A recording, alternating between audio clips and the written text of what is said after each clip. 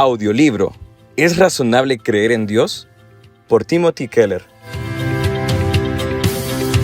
¿No demuestra la evolución que la Biblia se equivoca? A este respecto, ¿por qué no plantearlo en términos de la cuestión más específica de cómo la ciencia evolutiva encaja en el relato bíblico de la creación en Génesis 1 y 2? Sin duda, el choque frontal estaría ahí servido, pero en realidad no es así. Son varios los pensadores cristianos que aplican los distintos modelos propuestos por Van Buhr a la hora de poner en relación la ciencia con la fe. Esto es, conflicto, diálogo, integración e independencia. Hay cristianos dentro del ampliamente publicitado movimiento de la ciencia de la creación que asumen el modelo del conflicto e insisten en que Génesis 1 enseña que Dios creó todas las formas de vida en un periodo de 6 días de 24 horas hace no mucho miles de años atrás. En el otro extremo del espectro están los cristianos que se decatan por el modelo de la independencia y deciden sencillamente que Dios fue la causa primera del principio del mundo y que a partir de ahí las causas naturales siguieron su curso. Otros pensadores optan por las posturas centrales. Hay quienes piensan que Dios creó la vida y que a continuación guió la selección natural para que se fueran desarrollando las distintas formas de vida con toda su complejidad, habiendo partido de las más simples. Visto así, Dios habría actuado como causa principal en una escala descendente sin interrumpir el proceso evolutivo. Otros, en cambio, creen que hay varios en el registro fósil y sostienen así que la impresión general es que las distintas especies hicieron su aparición y no que se desarrollaran a partir de las formas más simples. Creen en consecuencia que Dios llevó a cabo actos creativos a gran escala en distintos puntos a lo largo de un dilatado periodo de tiempo. La relación entre la ciencia y la Biblia se articula no solo sobre la base de que la lectura se haga de la evidencia científica, sino asimismo sobre cómo interpretemos ciertos pasajes bíblicos clave, como es el caso de Génesis 1. Los cristianos que aceptan la autoridad de la Biblia admiten que el objetivo primario de la interpretación bíblica es descubrir la intención original del autor del relato de cara al lector implícito. Esto ha significado siempre interpretar un texto según su género literario. Un ejemplo de ello lo tendríamos en la lectura que hacen los cristianos de los Salmos como poesía o de Lucas, autor que asegura ser testigo presencial de los hechos que narra. Véase Lucas 1 del 1 al 4 como historia. Cualquier lector puede percibir que el relato histórico debe ser leído como historia y que las imágenes poéticas han de entenderse en un sentido metafórico. La dificultad surge, sin embargo, en aquellos pocos casos en la Biblia en los que el género no es tan fácil de identificar y no puede por ello concluirse de forma clara y explícita que esperaba el autor que entendieran sus lectores. Génesis 1 es el pasaje por excelencia que más se presta a debate y contienda entre los propios creyentes, incluso entre aquellos que aceptan el carácter inspirado de la Escritura. Mi postura personal es que Génesis 1 y 2 se relacionan entre sí de la misma forma en que lo hacen Jueces 4 y 5 y Éxodo 14 y 15. En cada uno de esos dobletes, uno de los capítulos explica un evento histórico, mientras que el otro hace una loa poética o cántico respecto al sentido teológico de lo ocurrido. Cuando se lee Jueces 4, es obvio que estamos ante una muy sobria crónica de lo ocurrido en batalla, mientras que al leer Jueces 5, con el cántico de Débora, nos encontramos con la visión poética y metafórica de ese mismo hecho. Cuando Débora dice que hasta los astros del cielo descendieron para luchar al lado de los israelitas, entendemos que se trata de una metáfora. Creo que Génesis 1 es relato en cierta manera poético y que por ello mismo se trata de un cántico de maravillado asombro ante lo creado por Dios. En Génesis 2, en cambio, se explica el modo en que ocurrió esa creación. Los debates y las dimensiones respecto a su posible interpretación nunca cesarán. Idéntico es el caso de otros muchos pasajes, incluido Génesis 1. pero no deja de ser una lógica defectuosa la que sostiene que si una parte de la escritura no puede ser entendida en sentido literal, entonces tampoco puede serlo ninguna otra. Eso no es cierto en ninguna forma de comunicación humana.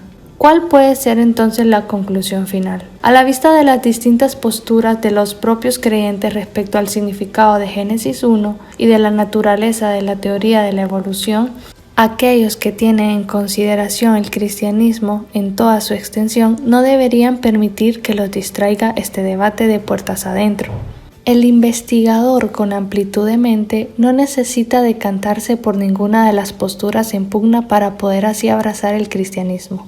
Muy por el contrario, podría y debería centrarse en los postulados básicos de la fe y la doctrina cristiana, y en su fuerza específica. Únicamente tras llegar a ciertas conclusiones respecto a la persona de Cristo, la resurrección y los postulados fundamentales del mensaje cristiano, deberían considerar las distintas propuestas relativas a la creación y la evolución.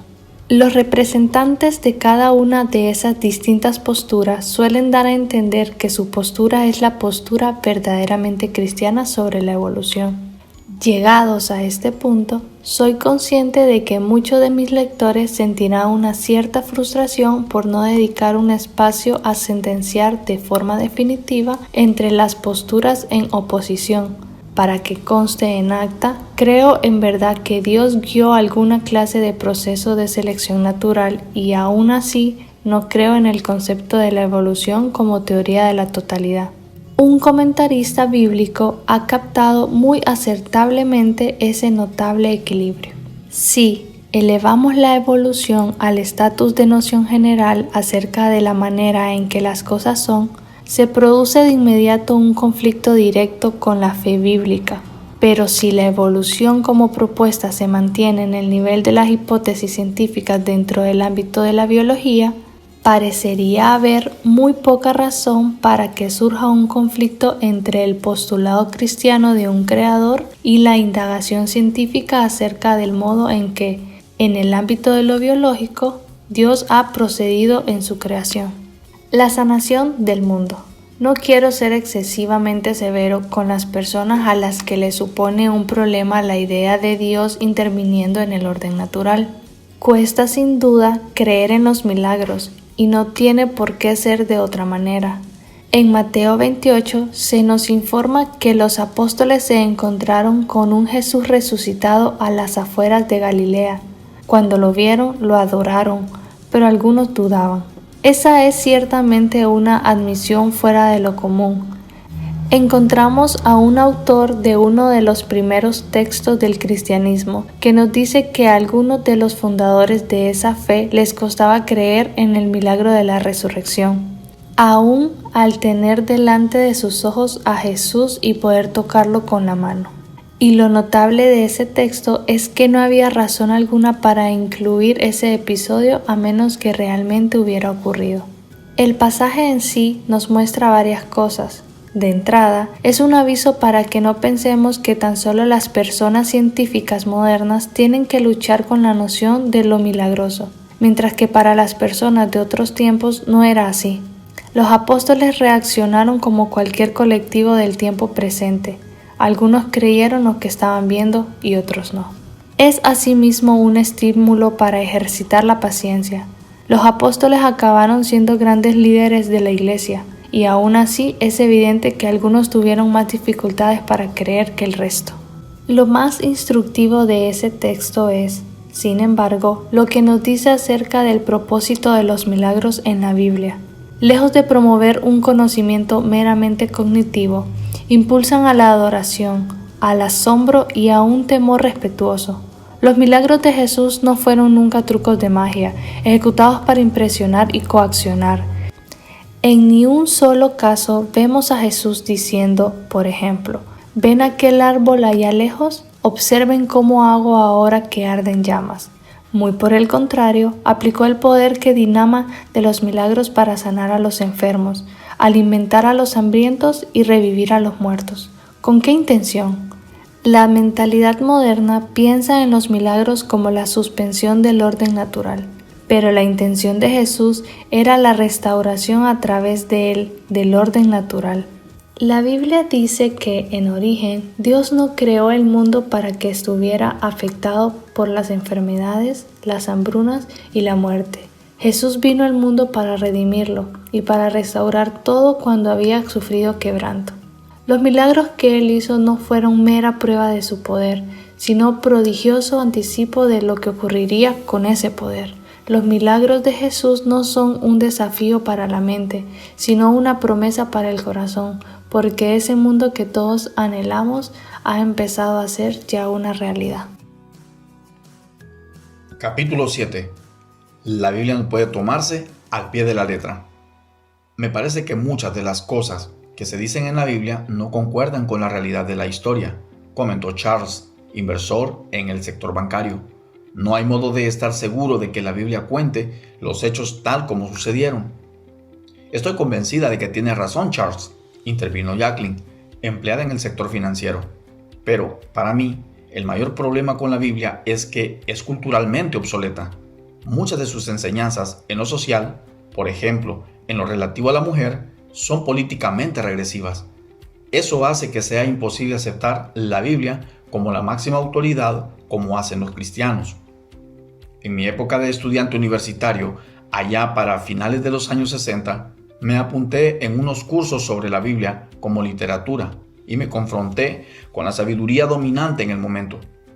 Los distintos profesores me fueron enseñando que los evangelios, tal como los encuentro en el Nuevo Testamento, comenzaron siendo tradiciones orales generadas en las distintas comunidades cristianas del Mediterráneo. Las narraciones relativas a Jesús fueron tomando cuerpo en esas iglesias para dar respuesta a distintas necesidades y a los interrogantes que iban surgiendo en cada congregación en particular. En principio, los líderes responsables habían tenido buen cuidado en asegurarse de que la persona y las enseñanzas de Jesús ratificaran sus creencias y sus prácticas. Esas tradiciones orales, al irse transmitiendo en el curso de los años, fueron incorporando nuevos materiales procedentes de leyendas. Finalmente, transcurrido ya mucho tiempo desde los sucesos reales, los evangelios se pusieron por escrito. Para entonces, era ya desde cualquier punto de vista imposible saber en qué medida, de ser realmente así, se habían recogido los verdaderos acontecimientos históricos. ¿Quién podemos decir, pues, que fue el Jesús original? Los expertos que yo leí proponían que el Jesús histórico, real, fue un maestro carismático, lleno de justicia y sabiduría, que provocó a la oposición, por lo cual fue ejecutado. Tras su muerte, afirmaban, fueron haciendo su aparición entre sus seguidores diferentes partidos, con distintas visiones respecto a quién era Jesús en realidad. Algunos creían que era una persona divina que había resucitado de entre los muertos. Otros, en cambio, pensaban que había sido tan solo un maestro humano que pervivía, en un sentido espiritual, entre sus discípulos. Enzarzadas ambas partes en una lucha por el poder, el partido del Jesús divino se había alzado con el triunfo y elaborado a continuación textos que promovían su postura. Para ello, se conjeturaba, habrían suprimido y hasta destruido todo posible texto que mostraba a un Jesús distinto. En investigaciones y estudios más recientes, algunas de esas concepciones alternativas han salido a la luz, como era el caso de los evangelios gnósticos, de Tomás y de Judas. Eso vendría a demostrar que el cristianismo de los primeros tiempos había sido muy diverso en sus creencias doctrinales. De ser cierta esa tesis acerca del origen y desarrollo de los escritos del Nuevo Testamento, cambiaría de forma radical nuestra comprensión del contenido y significado del cristianismo. Supondría que nadie podría saber con exactitud lo que Jesús hizo y dijo en realidad y que, además, la Biblia no podría ser considerada la norma y autoridad final en lo relacionado con nuestras creencias y nuestra manera de conducirnos. Esto significa que la mayor parte de las enseñanzas cristianas tradicionales, a saber, la deidad de Jesús, su obra expiatoria y su resurrección tras la muerte, contenían errores originados en las leyendas. Como estudiante, esas ideas vinieron a alterar todas mis ideas previas. ¿Cómo podría ser que personas tan expertas estuvieran equivocadas? Pero, Según fui estudiando e investigando por mi cuenta, me sorprendió ver que poca evidencia había en realidad para esas construcciones históricas. Para mi tranquilidad, además, las pruebas aportadas para todas esas visiones alternativas se han puesto en cuestión y, en gran medida, han sido desestimadas en estas últimas décadas, aun a pesar del respaldo popular derivado de los libros y películas en la línea de El Código Da Vinci. Anne Rice fue una de las personas en quedarse sorprendida al descubrir que poca base tenían los argumentos a favor de un Jesús meramente histórico. Rice había alcanzado éxito y fama como autora de Entrevista con el vampiro y otros libros más encuadrados en el género de erotismo gótico. Criada como católica, había perdido la fe en su paso por una institución secular. Se había casado además con un ateo practicante y se había hecho rica escribiendo novelas sobre Lestat, personaje de ficción que a la vez era vampiro y estrella de rock. El mundo de las publicaciones y los medios de comunicación se conmocionaron al anunciar Rice que había vuelto a ser cristiana. ¿Qué la había movido a hacerlo? En la conclusión final de su novela Christ the Lord, Out of Egypt, el Mesías, el niño judío, explicaba que había comenzado a investigar de forma exhaustiva la figura del Jesús histórico, para lo cual había leído los escritos de los expertos en Jesús de las instituciones académicas más respetadas. La tesis preponderante había sido que los documentos bíblicos que tenemos no son históricamente fiables. Su sorpresa había sido, pues, grande al constatar lo endeble de los argumentos ofrecidos. Algunos de esos libros no eran más que un cúmulo de presuposiciones. Se llegaba a conclusiones con base en escasa o nula evidencia. La tesis de un Jesús no divino que había llegado a Jerusalén por casualidad y que había sido crucificado sin saberse muy bien por qué. Las posturas prevalentes en los círculos liberales que yo había frecuentado por espacio de 3 décadas se venían abajo por falta de una base con fundamento. Y no solo brillaban por su ausencia una tesis bien fundamentada, sino que vine a tener conocimiento de las más obtusas y sesgadas investigaciones académicas que jamás haya leído. 1. La fe cristiana requiere creer en la Biblia. 2. Lo que viene a suponer una auténtica piedra de tropiezo para muchos. He tenido ocasiones en estos últimos años de conocer a bastantes neoyorquinos tras su primera visita a los cultos de El Redentor. La parte central de cada culto es un sermón basado en un texto de la Biblia. El visitante promedio suele quedarse sorprendido y hasta un poco escandalizado al ver cómo se escucha con atención lo que dice la Biblia. La mayoría admitiría saber que hay muchos grandes relatos contenidos en sus páginas, pero que en la actualidad ya no se pueden interpretar literalmente.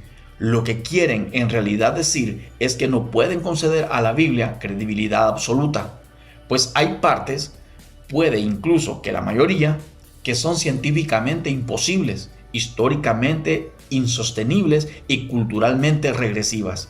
Ya nos hemos ocupado en el capítulo anterior de la primera de esas cuestiones, la de la ciencia y la Biblia. Ahora nos ocuparemos de las otras dos. La Biblia no es fiable históricamente. Es creencia ampliamente difundida que la Biblia es una colección de relatos o leyendas no fiables desde el punto de vista histórico.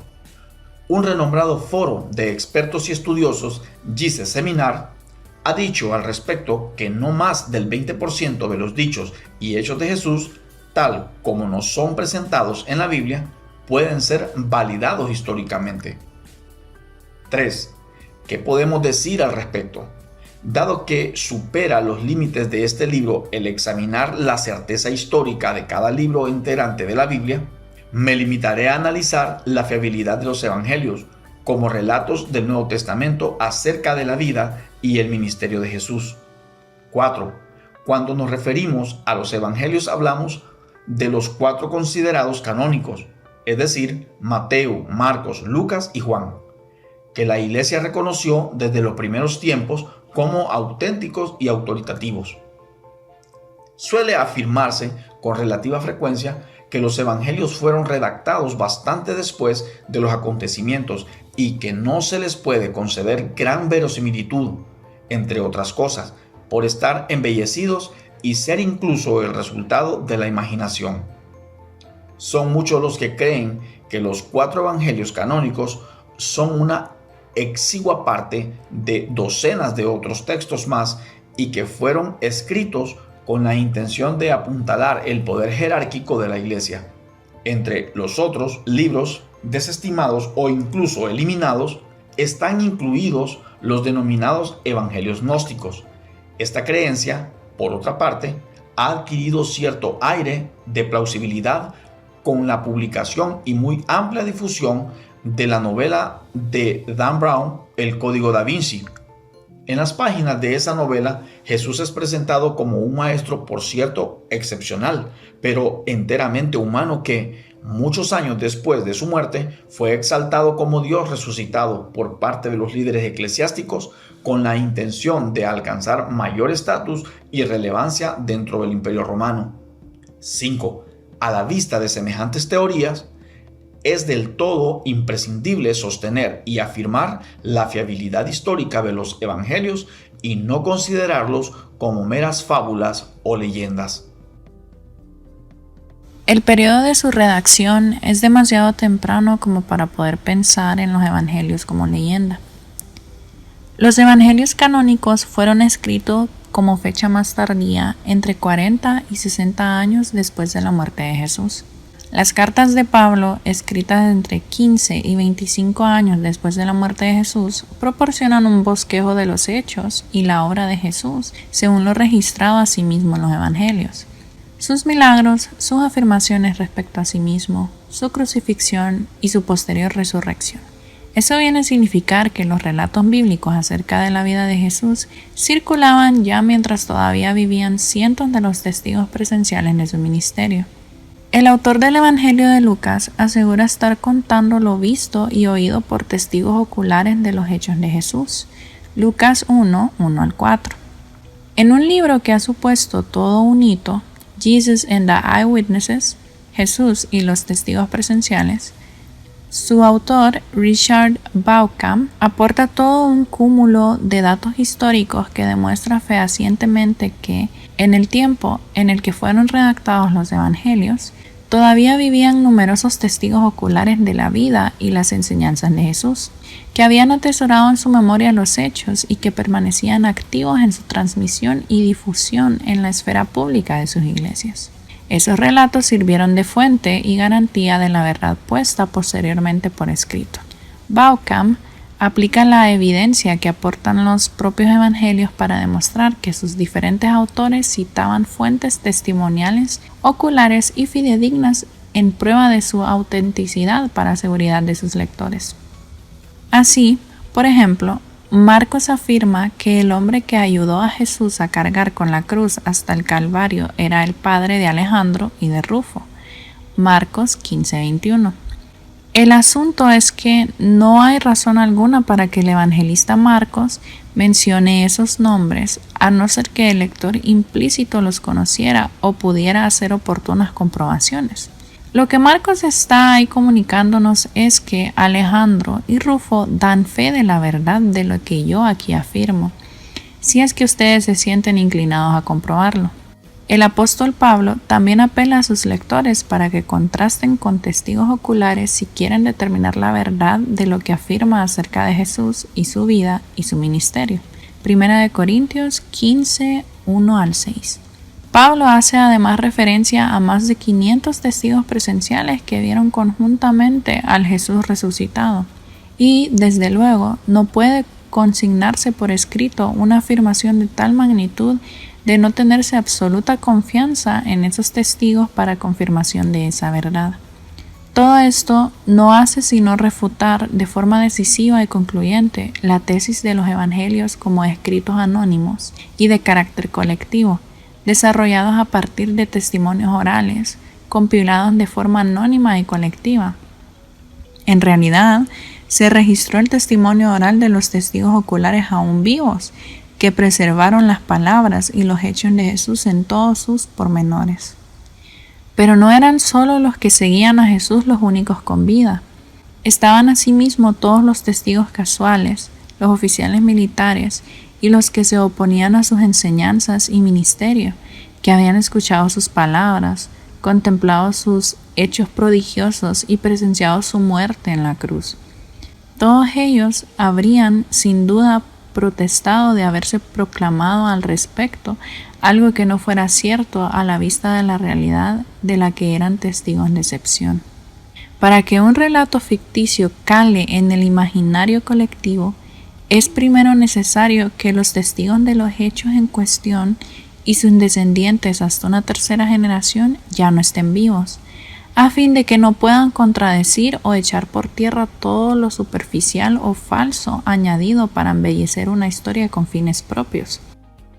En este sentido, los evangelios fueron escritos demasiado pronto para que algo semejante pudiera haber tenido lugar. Habría sido imposible, pues, que esa nueva fe se difundiera tal como lo hizo si Jesús no hubiera dicho y hecho en verdad todo cuanto quedó registrado en los relatos de los evangelios. Pablo pudo, en absoluta fidelidad a la verdad, asegurar a los oficiales gubernamentales que los hechos de la vida de Jesús eran de público conocimiento. Nada de esto ignora, porque no sucedió en un rincón, afirma Pablo ante el rey Agripa. Hechos 26:26. El pueblo de Jerusalén había estado allí presente, entre el gentío que escuchaba y contemplaba las palabras y acciones de Jesús. El Nuevo Testamento no podía afirmar impunemente que Jesús había sido crucificado mientras estaban todavía vivas muchas personas que habían sido testigos presenciales de los hechos. Y si no hubiera habido apariciones de Jesús resucitado, si no se hubiera encontrado su tumba vacía y si no se hubiera proclamado esa gloriosa realidad a los cuatro vientos, el cristianismo no habría podido cobrar fuerzas y despegar con brío inusitado. Los que oyeran tal pretensión lo habrían denunciado burlones para su vergüenza. Los cuatro evangelios canónicos fueron escritos con mucha anterioridad a los conocidos como evangelios gnósticos. El Evangelio de Tomás, el mejor conocido de los documentos gnósticos, es de hecho una traducción del siriaco, y los expertos han demostrado que las tradiciones siriacas en los escritos de Tomás pueden datarse en el año 175 de nuestra era, como fecha más temprana. Esto es, un siglo después respecto a los evangelios canónicos, ya en dilatado uso y difusión.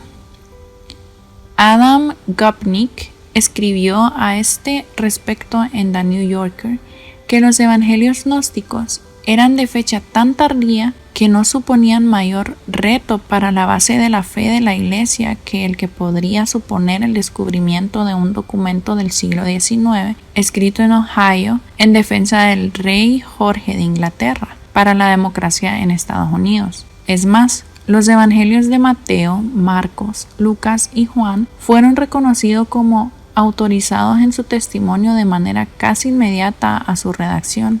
De ahí que Ireneo de León declarara taxativamente en el año 160 que los auténticos evangelios eran 4 y nada más que 4. La noción difundida y publicitada a raíz de la obra de ficción El Código da Vinci de que el emperador Constantino había sido el artífice del canon del Nuevo Testamento y había desechado por ello unos evangelios gnósticos, supuestamente más auténticos, es ficción insostenible.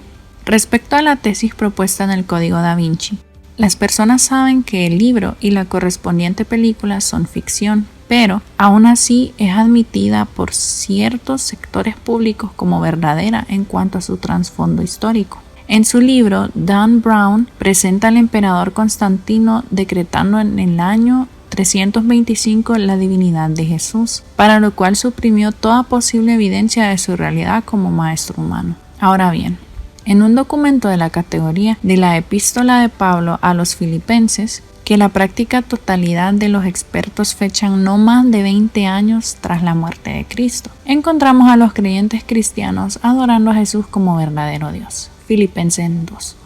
La creencia en la deidad de Cristo formaba parte de la dinámica propia del crecimiento en auge de la Iglesia de los primeros tiempos. En este sentido, un historiador lo expresa así. Dan Brown afirma que el emperador Constantino impuso una novel interpretación del cristianismo en el concilio de Nicea celebrado el año 325.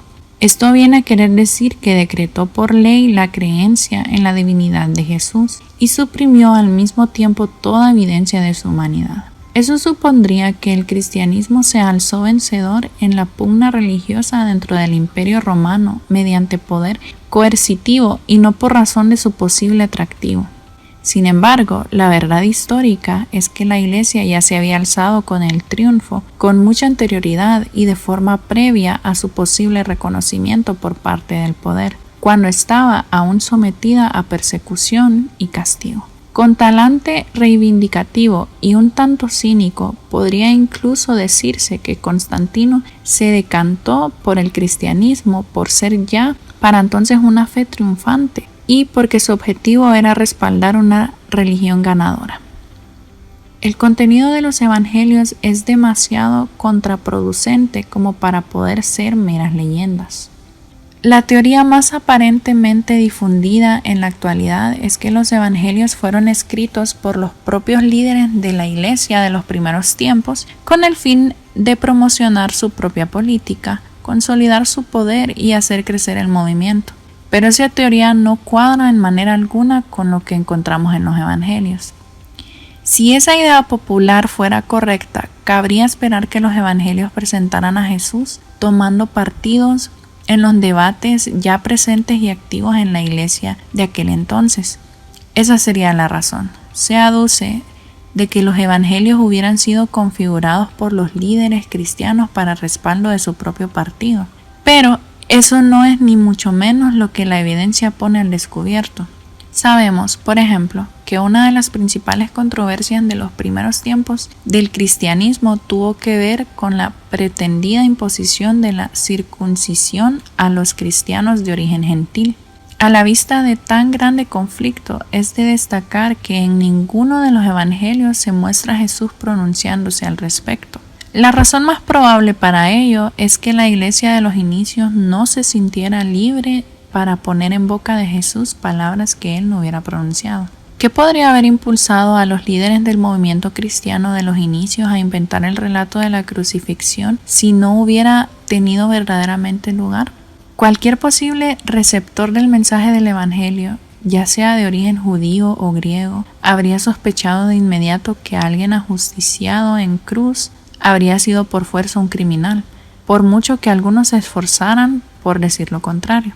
¿Por qué iban los cristianos a presentar a Jesús rogándole a Dios en Getsemaní que lo librara de la terrible misión que tenía por delante? ¿O por qué presentar a Jesús en la cruz clamando por verse abandonado por Dios? Esas serían cuestiones que tan solo servirían para ofender y confundir a posibles conversos.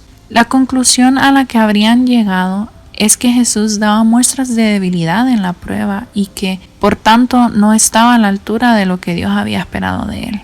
Por otra parte, ¿por qué inventarse a las mujeres como primeros testigos de la resurrección de Jesús en una sociedad en la que éstas ocupaban un puesto tan bajo en el escalafón social hasta el punto de que su testimonio no era válido ante los tribunales? Habría tenido sin duda mucho más sentido, si estaban dispuestos a inventar historias, poner a figuras masculinas pilares de la comunidad de creyentes como testigos de la salida de Jesús de la tumba. La única razón plausible es que todas esas incidencias fueran incluidas por ser precisamente ciertas. ¿Qué razón podría haber para presentar a los apóstoles, futuros e incipientes líderes de la iglesia de los inicios, como limitados en su visión y celosos unos de otros en cuanto a su función, y hasta cobardes con relación al maestro crucificado? Richard Bauckham propone argumentos similares en relación con la negación de Pedro, aún hasta el punto de renegar incluso del maestro. Marcos 14:71. Ahora bien, ¿por qué querría alguien en el seno de una iglesia, en su punto de arranque, poner en evidencia a su más sólido líder? Nadie se inventaría una historia así, y aun siendo sin duda cierta, aduce Bauckham, nadie salvo el propio Pedro se habría atrevido a consignarla dentro de los escritos cristianos como protagonista del suceso y capacitado por ello para su registro y divulgación. Una vez más, la comparación con los evangelios gnósticos es sumamente instructiva. El Evangelio de Tomás y otros documentos en esa misma línea hacen expresa la filosofía propia del gnosticismo, en la que el mundo material es materia oscura, un lugar de maldad del que nuestros espíritus deben ser rescatados mediante iluminación particular o gnosis. Esa propuesta se adapta bien a la clásica cosmovisión griega y romana, pero discrepa por completo de la noción judía del siglo I de la que Jesús participaba. En total oposición a lo aducido en el Código da Vinci, no eran los evangelios canónicos los que rendían tributo a los poderes fácticos del momento, sino justamente los textos gnósticos. Fueron los evangelios canónicos con su visión positiva de la creación material y con su énfasis en la defensa y ayuda a los pobres y oprimidos los que resultaban ofensivos y molestos para la mentalidad imperante en el mundo grecorromano. Los evangelios canónicos no solo proporcionan una semblanza más creíble del Jesús histórico, sino que también interpelan muy certeramente a los lectores de trasfondo griego o romano. La forma de literatura de los evangelios es lo suficientemente detallada históricamente como para no ser una leyenda. C.S. Lewis puso en claro esta cuestión desde la perspectiva de un experto en literatura clásica. A propósito de su lectura personal de los evangelios, decía así: he pasado prácticamente toda mi vida leyendo poemas, romances, literatura visionaria, leyendas y mitos. Sé cómo están configurados y conozco bien su contenido. Nada de todo ello se parece a esto. Sobre los evangelios solo caben dos posibles juicios: o bien se trata de un reportaje, o, si no, algún autor desconocido de los tiempos antiguos, sin posibles predecesores o sucesores conocidos, se anticipó en los siglos a la técnica propia de la narrativa moderna, de la ficción realista. Lewis estaba ahí llamando la atención sobre todo el hecho cierto de que la ficción de los tiempos antiguos en nada se parece a la ficción moderna, realista y profusa, y detalles y diálogos que se asemejan a un informe ocular de primera mano. Pero este género de ficción cuenta con tan solo 3 siglos de existencia. En la antigüedad remota, los romances, las gestas épicas y las leyendas eran de tono elevado, pero sin demasiados detalles, ya que solo proporcionaban aquello que caracterizaban al héroe y servían al propósito de la trama. Esa es la razón de que, cuando leemos Beowulf o la Ilíada, los personajes no sienten la lluvia ni se quedan dormidos con un suspiro. En la novelística moderna, los detalles se incluyen con la intención de crear un aura de realismo, algo que no era así en la ficción antigua. Los relatos que encontramos en los evangelios no son ficticios. En Marcos 4 se nos dice que Jesús dormía recostado en cabezal en la proa del barco. En Juan 21, en el episodio de la pesca milagrosa, se nos informa que la distancia que separaba a Pedro en la barca de Jesús en la playa era de 200 codos. Fuera ya del agua, los peces capturados ascienden a 153. En Juan 8, mientras Jesús está escuchando a los hombres que había sorprendido a la mujer en adulterio, se nos presenta a Jesús escribiendo en la tierra con el dedo. Nada se nos dice en cambio ni de las palabras en concreto ni de su razón o intención, pero es que tampoco son detalles relevantes para la esencia del relato o el carácter de sus protagonistas. Si nosotros quisiéramos escribir algo interesante sobre Jesús, seguramente incluiríamos también detalles de orden menor para aportar realismo. Pero la cuestión es que esa forma de ficción novelada era desconocida en el siglo I de nuestra era. La única explicación plausible de la inclusión del cabezal del número exacto de peces y de los escritos en la tierra es que eran detalles percibidos de forma muy vívida, que los testigos presentes y retenidos posteriormente en la memoria. Richard Bauckham ha reunido datos procedentes de los estudios llevados a cabo por psicólogos en relación con la importancia que deja la memoria colectiva. Ha constado las diferencias entre testimonio ocular de primera mano y las reconstrucciones históricas. La memoria colectiva es de carácter selectivo, se centra en eventos únicos y secuencia de acontecimientos, pero retiene a la vez los detalles del orden menor, tal como se hace asimismo notar C.S. Lewis, y asume la posición de los participantes ante del narrador omnisciente, con síntomas evidentes en muchos casos de frecuencia en la repetición. Bauckham pasa acto seguido a señalar la presencia de todas esas características en las narraciones de los evangelios. Los acontecimientos más importantes y vívidos permanecen en la memoria durante décadas, cuando se invocan con cierta frecuencia y se cuentan con terceras personas. Si se tiene, pues, en cuenta que de los discípulos en la antigüedad se esperaba que memorizaran las enseñanzas de sus maestros y que muchos de sus dichos de Jesús no son presentados en forma particularmente apta para su memorización, descubrimos que hay más que sobradas razones para confiar en la veracidad de los relatos. Bauckham presta igualmente atención al factor antropológico, en busca de evidencia que confirme que los autores de los evangelios no podían permitirse inventar o embellecer los hechos relativos de la vida de Jesús. Los expertos de principios del siglo XX asumieron por cuenta propia que los primeros cristianos habrían recurrido a un proceso relativamente fluido en la transmisión de las historias del folclore popular y que habrían sentido por completo libres para alterar la voluntad de los relatos del pasado con la intención de adecuarlos a las realidades presentes.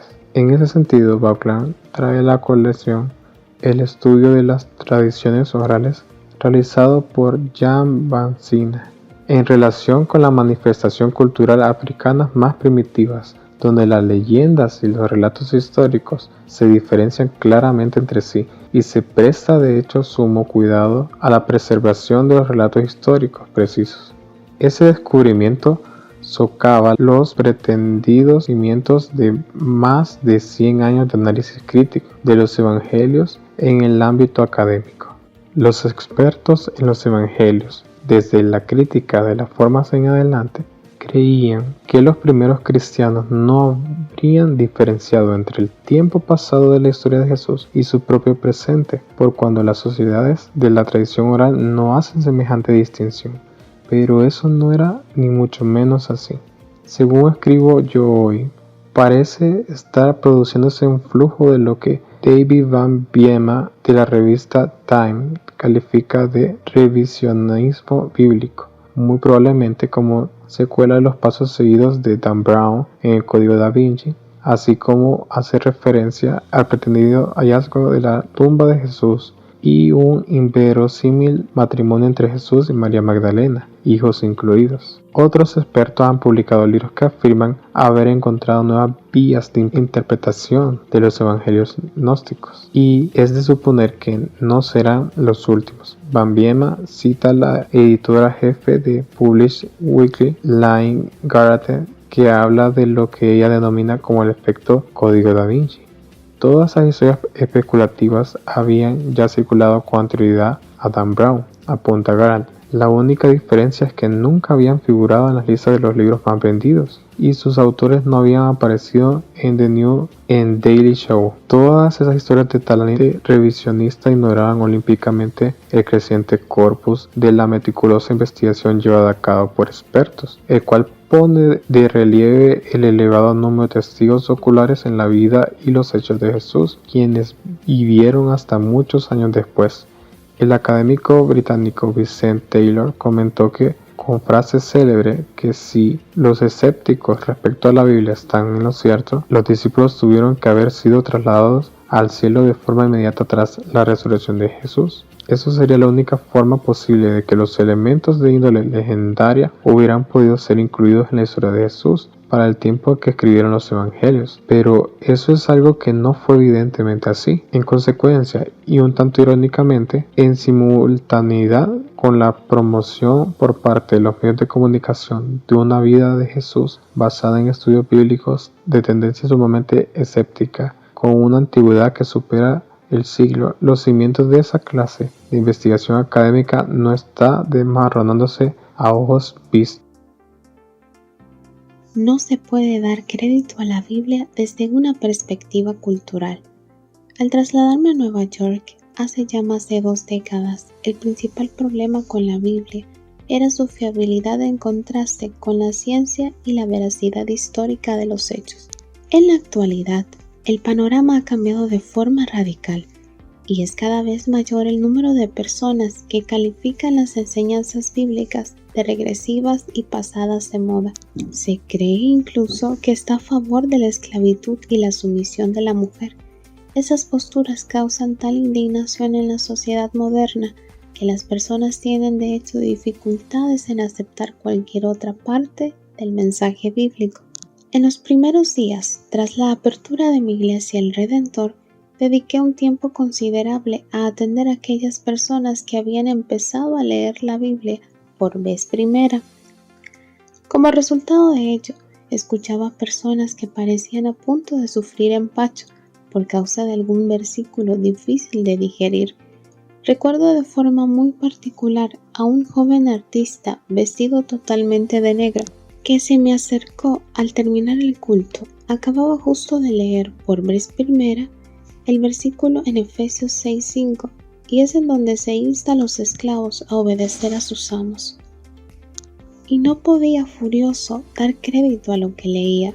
Incluyo a continuación mis consejos respecto a cómo leer un texto de la Escritura que parezca de entrada objetable u ofensivo.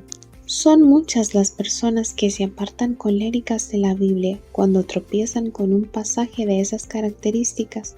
Mi consejo es que no se precipiten, que se calmen primero y que traten a continuación de aplicar distintas perspectivas a las cuestiones que le causan un problema. De ese modo, se puede seguir leyendo, aprendiendo y aprovechando el mensaje central de los textos, aun cuando persista cierta lucha con los conceptos expuestos. Una posibilidad que los insto a considerar es que el pasaje que les incomoda puede que no encierre la enseñanza que creen haber entendido de entrada.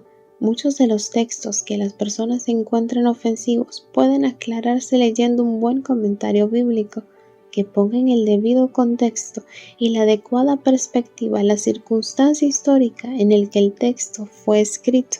Pongamos por ejemplo el texto: esclavos obedezcan a sus amos. El lector medio le relacionará de inmediato con el comercio de esclavos africanos de los siglos XVIII y XIX o la trata de mujeres en la actualidad. Entonces, esto nos lleva a interpretar ese versículo como aprobación de esa forma de esclavitud y como algo incluso permisible. Ese sería, sin embargo, ejemplo típico de la falta de comprensión cultural e histórica del contexto en el que se escribió ese pasaje del Nuevo Testamento. En el Imperio Romano del siglo I no había gran diferencia entre los esclavos y las personas libres de condición común. Todos vivían de forma muy similar y desde luego no estaban segregados del resto de la sociedad de un modo alguno. Desde la perspectiva económica, los esclavos tenían la misma paga que los jornaleros, libres, y no era su caso el de una pobreza extrema. Además, los esclavos tenían la posibilidad de reunir capital suficiente como para comprar su libertad, y más importante todavía, pocos esclavos lo eran de por vida. La mayoría podían esperar ser manumitidos, concesión de libertad a un esclavo, transcurrido 10 o 15 años o ya próximos a los 40 años de edad, como por muy tarde. En total contraste, el tipo de esclavitud que se implantó en el Nuevo Mundo era más sistemáticamente brutal. Los esclavos recibían el mismo trato que el ganado y eran posesión de su amo, sin condiciones de límite ni tiempo. Podría ser violado, mutilado o incluso asesinado a voluntad de su dueño. En la antigua forma de servidumbre, los amos tan solo tenían derecho al producto del trabajo de sus esclavos, en cuanto a su tiempo y sus capacidades, y solo de forma temporal. La esclavitud de los negros africanos se basaba en prejuicios de raza y el patrón por defecto era el de la esclavitud de por vida. Además, el tráfico de esclavos africanos tuvo sus comienzos mediante rapto y secuestro sistemático. La Biblia condena sin paliativos esas prácticas, 1 de Timoteo 1, 9 al 11 y Deuteronomios 24, 7. En consecuencia, si bien los cristianos de los primeros tiempos no iniciaron una campaña de abolición de la servidumbre de forma absoluta, los cristianos de tiempos posteriores sí lo hicieron con la esclavitud de opresión de la raza negra, que de ninguna manera podía ser admitida con la Biblia en la mano y a la luz de sus enseñanzas. Algunos textos no quieren en realidad decir lo que podría parecer en una primera lectura superficial. Aún así, hay personas que se dedican a estudiar con detalle determinados pasajes y que aún habiendo llegado a entenderlos, siguen encontrándolos regresivos y escandalosos. ¿Qué alternativa queda entonces? Mi consejo en estos casos es que analicen el fondo del problema que les plantean determinados textos, porque podrían tener su origen en que se les concede una incuestionable superioridad de juicio al momento histórico en que viven por encima de cualquier otra posible consideración. No se puede universalizar como superior una época en detrimento de otra. Piénsese un poco en las posibles implicaciones del término regresivo. El rechazar la Biblia como regresiva supone dar por sentado que se ha llegado a un momento histórico de mayor peso y entidad, a partir del cual se juzga que es regresivo y que es por el contrario progresivo. Es una noción que peca sin duda de la estrechez de miras y del exclusivismo que se le imputan a esa Biblia que tanto parece ofender a algunos. Detengámonos a considerar las ideas prevalentes en la sociedad británica contemporánea y cómo se diferencian de las suscritas por sus antepasados remotos. Los anglosajones hace ya 1000 años, imaginemos que ambas partes están leyendo la Biblia y que llegan al Evangelio de Marcos, capítulo 14. Lo primero que leen es que Jesús afirma ser el Hijo del Hombre, que vendrá al final de los tiempos acompañado por ángeles, para juzgar al mundo en su totalidad, según propia justicia. Verso 62. Más adelante, leen acerca de Pedro, el principal entre los apóstoles, que niega a su maestro 3 veces consecutivas para salvar su vida. Verso 71. Y más adelante todavía, Pedro es perdonado por ello e incluso restaurado en su liderazgo. Marcos 16:7, Juan 21:15. Y la primera secuencia causaría rechazo en los lectores británicos modernos por su aparente exclusivismo y por permitirse juzgar como omnipotencia. En cambio, estarían sin duda encantados con el pasaje del perdón y la restauración de Pedro. Por el contrario, la primera historia no les causaría ningún problema a sus antepasados remotos por tener clara conciencia de un juicio futuro, y estarían incluso muy dispuestos a conocer más detalles al respecto. En cambio, los dejaría totalmente sorprendidos y confundidos esa segunda historia. La desleal traición de Pedro no merecería perdón de sus ojos. No merecería perdón a sus ojos. De hecho, ni siquiera merecería vivir. Por lo menos aún pasar a ser discípulo principal y muy estimado. La estupefacción que sentirían serían de tal magnitud que bien podría ser el caso que dejaran ese punto de leer la Biblia rechazándola sin contemplaciones. Ahora bien, si nosotros nos permitimos pensar en los anglosajones como gente primitiva, puede igualmente suceder que haya quien nos encuentre a nosotros y nuestra sociedad y cultura primitiva. ¿Cómo podemos justificar nuestra noción de progresivo como baremo unívoco con el que juzgar qué partes de la Biblia son válidas y cuáles en cambio no lo son? Muchas de esas creencias de nuestros abuelos y bisabuelos nos parecen ahora insostenibles e incluso nos causan cierto rubor. Y ese es sin duda un proceso que no va a detenerse por el momento. Nuestros nietos encontrarán pasadas de moda muchas de nuestras ideas. ¿No sería entonces trágico que rechazáramos la Biblia de nosotros ahora por una idea que en poco tiempo parecería insostenible e incluso por completo errónea? El apartarse del cristianismo porque algunas de las enseñanzas de la Biblia no pueden parecer ofensivas supone implícitamente que no estamos dispuestos a aceptar a un Dios que nos causa un problema. ¿Tendría esa actitud algún sentido? Tengo todavía otro consejo más que dar a aquellos que luchan contra algunas de las enseñanzas de la Biblia. De entrada, hay que diferenciar muy claramente entre los temas principales y el mensaje de la Biblia como tal, y las enseñanzas de la índole no primaria. La Biblia trata de personas y obra de Cristo y en otro orden de cosas, también de la consideración en que ha de tenerse a las viudas en la iglesia. El primero de esos temas reviste sin duda mayor importancia. Sin esa noción, la ordenanza del segundo carecería de sentido.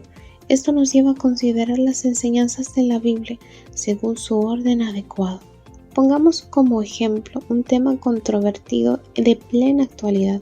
Así si decimos, no puedo aceptar la distinción que se hace en la Biblia respecto a los roles de género, habrá que tener presente que los propios cristianos disienten entre sí acerca del significado de ciertos textos, tal como sin duda lo hacen respecto a otras muchas cosas.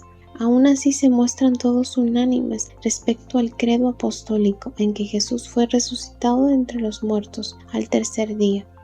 De nada sirve darle vueltas a la cuestión del género hasta no llegar a una conclusión respecto a las enseñanzas centrales de la fe.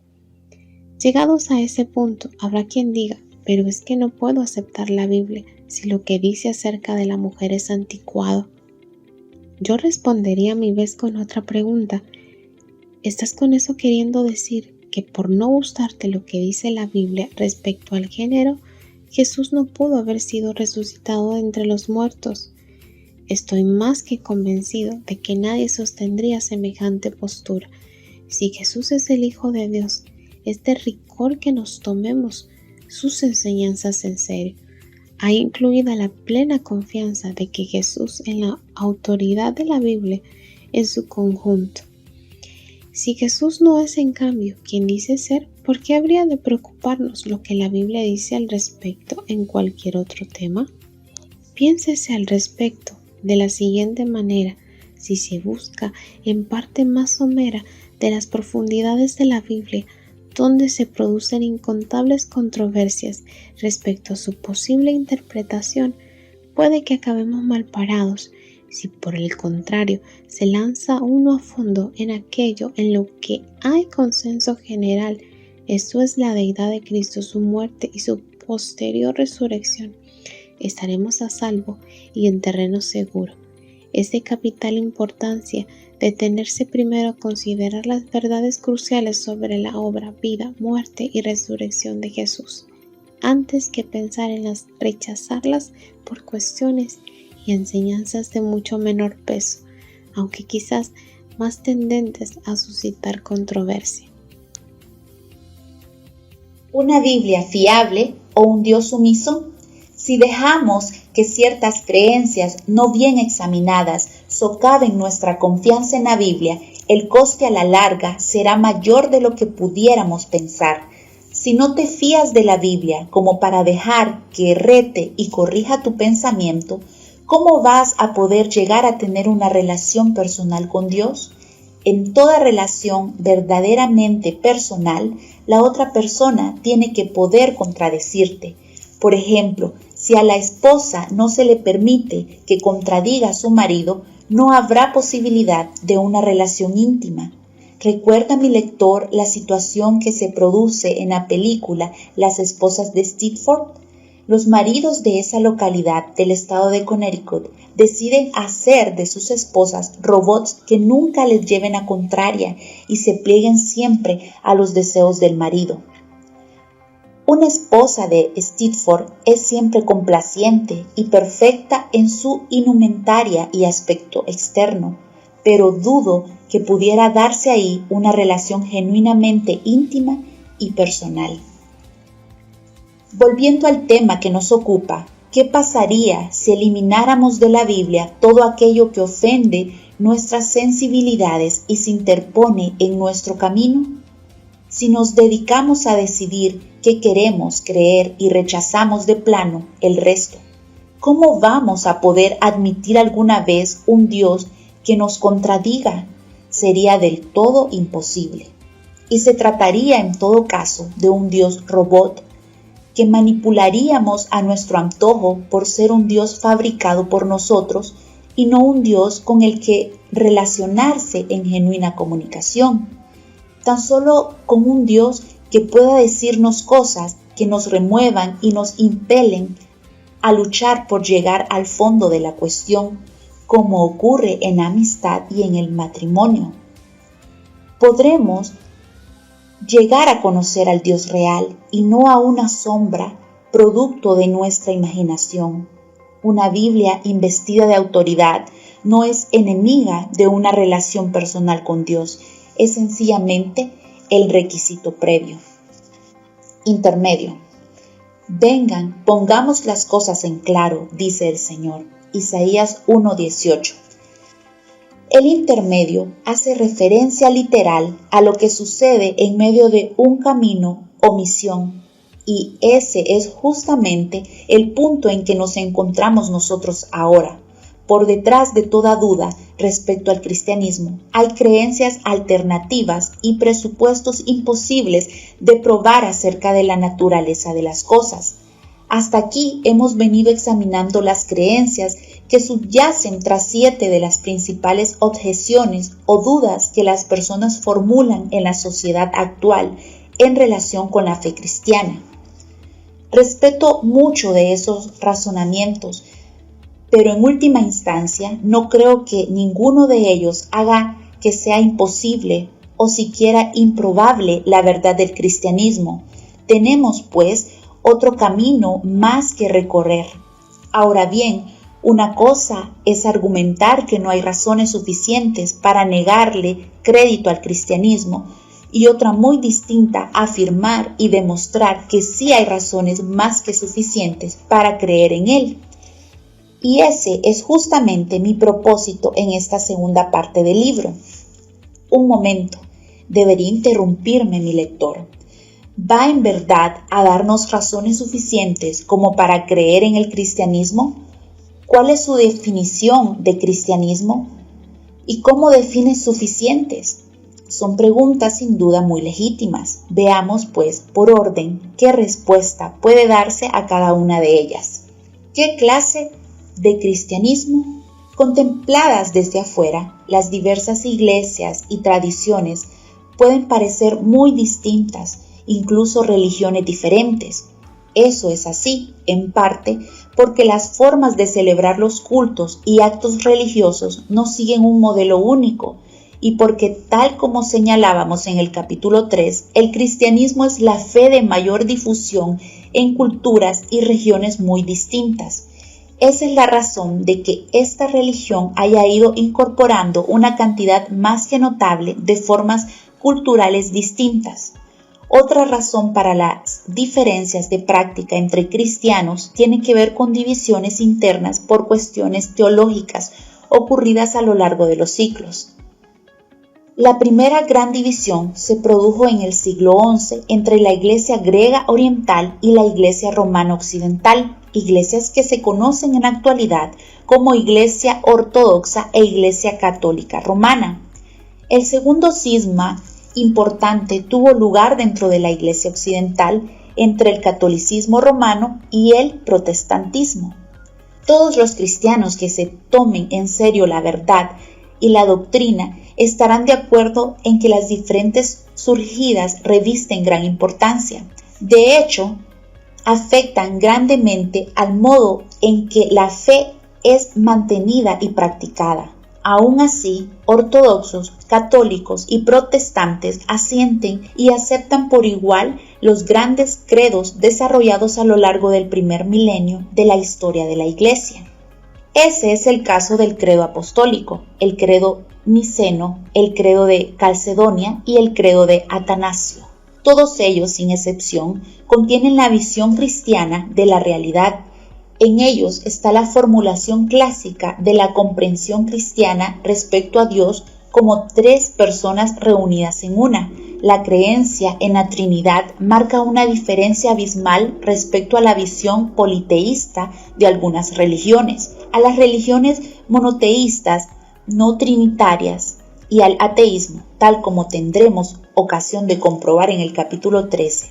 Se da asimismo una total afirmación de la plena deidad y humanidad de Jesucristo en todos esos credos.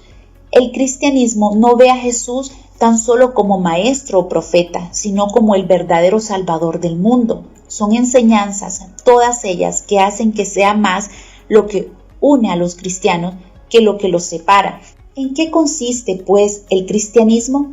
En primer lugar, y para el propósito que aquí nos ocupa, defino al cristianismo como el cuerpo de creyentes que suscriben esos grandes credos ecuménicos. Los cristianos creemos que el Dios Trino creó el mundo, que la humanidad incurrió en pecado y maldad, que Dios vino al mundo en la persona de Cristo para rescatarnos, y en su muerte y resurrección, Jesús llevó a cabo nuestra salvación para que podamos ser recibidos por gracia, que estableció su iglesia, su pueblo, como vehículo que da continuidad a su misión de rescate, reconciliación y salvación, y que al final de los tiempos Jesús regresará para renovar los cielos y la tierra y desterrará de este mundo el mal, la injusticia, el pecado y la muerte. Eso es lo que creemos y suscribimos todos los cristianos por igual, pero sin que ello suponga la totalidad de lo que se cree y se practica. En el momento en que se nos ocurra preguntar, ¿en qué manera actúa la Iglesia como vehículo de la obra de Jesús en el mundo? ¿Y cómo opera la muerte de Jesús en nuestra salvación? ¿O cómo somos aceptos por gracia? Católicos, ortodoxos y protestantes darán respuestas distintas, y aun siendo muchos los cristianos que afirman serlo, sin filiación específica, lo cierto es que no existe realmente cristianos genéricos, no adscritos a denominación alguna. Todo el mundo tiene por fuerza, en una u otra manera, que responder a la cuestión del cómo, para poner en práctica su vivencia cristiana. Son respuestas que de inmediato quedarán encuadradas en una u otra denominación o tradición. Es importante que mis lectores entiendan bien esto. Mi línea de argumentación tiene como razón y fondo la verdad del cristianismo en sus puntos principales y en un ámbito general, sin distinciones particulares y menos aún particularistas. Mis posibles lectores de trasfondo presbiteriano se habrán quizás dado ya cuenta de que no he hecho manifiestas mis propias creencias teológicas en mi intención de hacer todo cuanto esté a mi alcance para representar a todos los cristianos en general. Aún así, y llegado el momento de describir el Evangelio cristiano de pecado y de gracia, lo haré necesariamente como cristiano protestante y sin tocar notas que un autor católico sin duda incluiría.